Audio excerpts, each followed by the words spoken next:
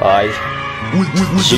Mitanondriky irery matsiaro ny zavatra efa vita ezahany tsy ho hita tesaromany amin'ny tsikiretebotebony isan'andro ny alahelony mba namany tasorotry ihany hoe misy ratrany ao anatiny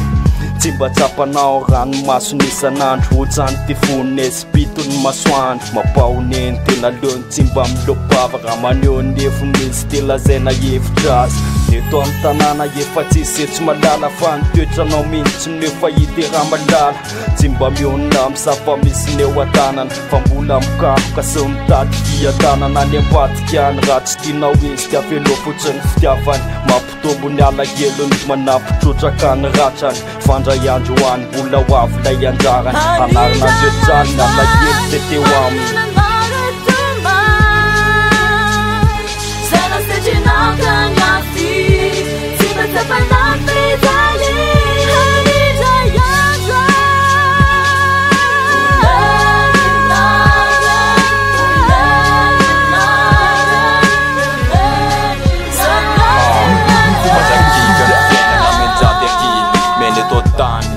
Antumani ran mas pifalina ni now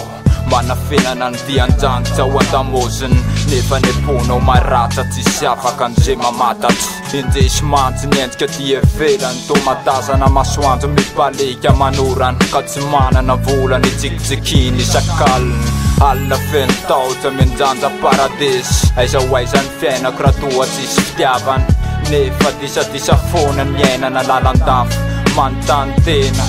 Anisa marina ny tena fitiavany raha mbola ohatr'izao ny seza ho lalovany afo ka ny fanatenanao tsy mety foana ho mandrakizay maiza mianjo ny anjara zay tandresa